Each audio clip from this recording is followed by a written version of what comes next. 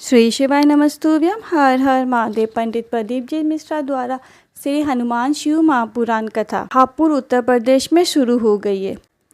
ये 5 दिवसीय शिव महापुराण कथा है जो 5 अक्टूबर से लेकर 9 अक्टूबर 2024 तक चलेगी। कथा का समय में थोड़ा सा बदलाव है। पहले दिन की कथा दोपहर को 1 बजे से शाम को 4 बजे तक है। बाकी शेष 4 दिन की कथा दोपहर को 2 बजे से शाम को 5 बजे तक है। कथा आस्था टीवी और यूट्यूब के माध्यम से लाइव देखी जा सकती है।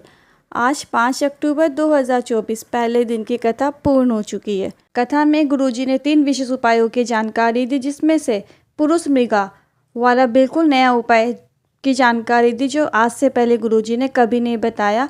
ये उपाय यदि आपको नौकरी, एग्ज़ाम, इंटरव्यू में सफलता प्राप्त करने के लिए है। गुरुजी ने बिल्कुल नए उपाय की जानकारी दी जो कि हम इस वीडियो के माध्यम से जानेंगे, इसीलिए कृपया वीडियो को अंत तक ज़रूर देखें। आज 5 अक्टूबर 2024 पहले दिन की कथा पूर्ण हो चुकी है। इस गुरुजी ने 10 उपाय पत्र और उपयोगी जानकारियाँ दी है। सभी की जानकारी आपको इस छोटे से वीडियो के माध्यम से प्राप्त होगी। यदि किसी कारणवश आप आज की कथा नहीं सुन पाए हो तो पूरी कथा का रसतत्व आपको इस छोटे से वीडियो के माध्यम से प्राप्त होगा।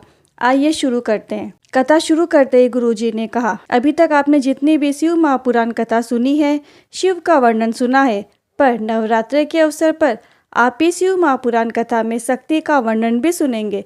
और श्री शिव महापुराण कथा को सुनते समय आपको महादेव और माता जगदम्बा भवानी से कामना करनी है, विनती करनी है कि माँ महादेव, हम इस पवित्र नवरात्रि के दिनों में 5 दिवसीय शिव महापुराण कथा नवरात्रि के दिनों में सुन रहे हैं और आप ऐसी कृपा करो माँ और महादेव की हमारी झोली खुशियों से भर जाए और आपकी कृपा हमें प्राप्त हो।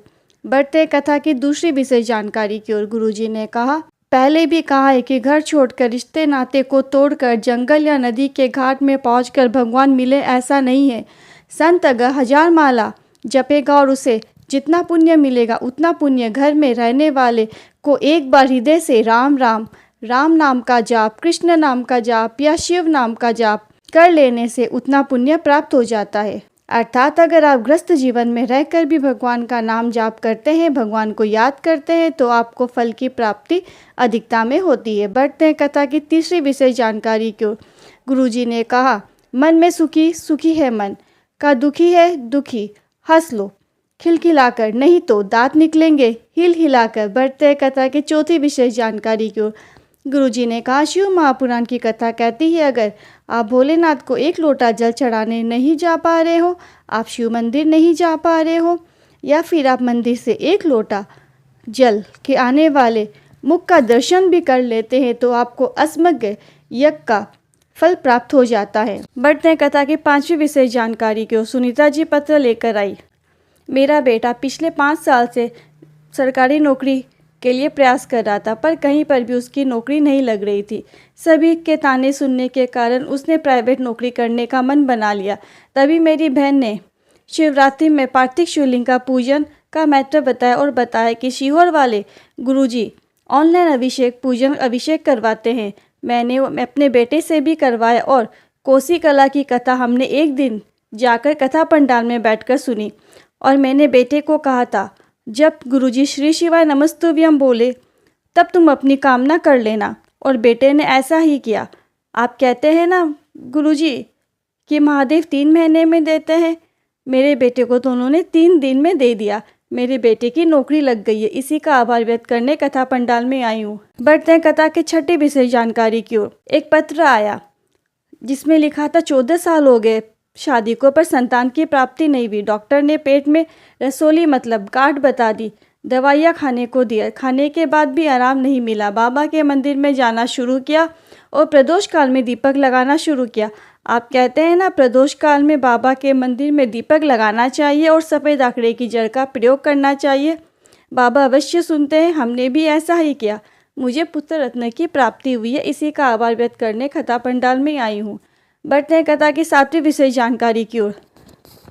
गुरुजी ने कहा, जितने भी बच्चे कंपटीशन एग्ज़ाम में बैठ रहे हैं, नौकरी इंटरव्यू के एग्ज़ाम में बैठ रहे हैं, कहा कि बहुत अधिकता में मेहनत करनी है। अपनी मेहनत को 4 गुना से अधिक बढ़ा देना है। साथ ही साथ आपको एक सरल और आसान उपाय करना है जो आप कभी भी किसी भी दिन कर सकते हो। जिस दिन आप एग्ज़ाम या जॉब के लिए इंटरव्यू देने जाएं, उस दिन उसके पहले आपको सुबह 1 लोटा जल लेना है। 1 कलश जल भर लीजिए और उसमें थोड़ा सा आपको लाल चंदन कलश के मुख में लगा देना है।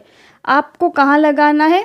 आपको कलश के मुख में लगाना है उसी चंदन, क्योंकि जब आप जल अर्पित करें तो उसी चंदन से होते हुए जल शिवलिंग पे अर्पित होना चाहिए। तो कलश के मुख में आपको लाल चंदन लगा लेना है। इसके बाद पुरुष मृगा, फिर से सुन लीजिए, आपको पुरुष मृगा का नाम का स्मरण करते हुए ये जल शिवलिंग पर अर्पित करना है। और गुरुजी ने कहा जल अर्पित करने के लिए आपको इस बात का प्रयास करना है कि वो जल जो कलश का रहेगा वो लाल चंदन जहाँ पर आपने लगाया है वहाँ से होता हुआ शिवलिंग पर अर्पित हो जाए। गुरुजी ने कहा आपको सफलता निश्चित ही प्राप्त होगी। गुरुजी ने ये नहीं बताया उपाय आपको कब करना है, पर आप जब भी आप एग्ज़ाम देने, इंटरव्यू देने जाए तब आप उस दिन ये उपाय को करके जाए। बढ़ते कथा की 8वीं विशेष जानकारी की ओर। गुरुजी ने कहा संस्कार और अहंकार में बहुत बड़ा अंतर होता है। संस्कारवान व्यक्ति स्वयं झुकना जानता है, पर अहंकारवान व्यक्ति दूसरों को झुकाने का प्रयास करता है। बढ़ते कथा की 9वीं विशेष जानकारी की ओर। एक पत्र आया जिसमें लिखा था, 1 लोटे जल का क्या वर्णन करूं। मेरे पति 6 साल से कोई काम नहीं कर रहे थे। मैं मायके गई, पता चला कि मेरी बहन को चेस्ट में गठान हो गई है। जांच हुआ तो पता चला कि 2nd स्टेज का कैंसर है। मैंने मेरी माँ और बहन को 1 लोटा जल शिवलिंग पर चढ़ाने को कहा और प्रदीप जी मिश्रा की कथा सुनने को कहा।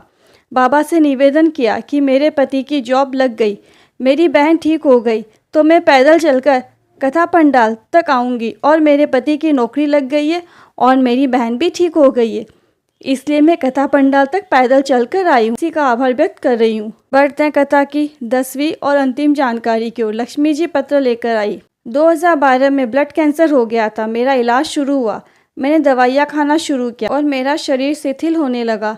स्टेज आखिरी था। तब मैंने आपकी कथा सुनना शुरू किया, शंकर भगवान को जल चढ़ाना शुरू किया, मंदिर जाना शुरू किया। शंकर भगवान के मंदिर में जाकर बाबा से निवेदन किया मुझे रोग मुक्ति प्रदान करे। मैं शिवलिंग पर जल चढ़ाती और एक बेलपत्र बैठकर कुंदकेश्वर महादेव के नाम से उसको खाना शुरू किया। सीहोर जाके सीहोर कुबेरेश्वर धाम से रुद्राक्ष लेकर आई।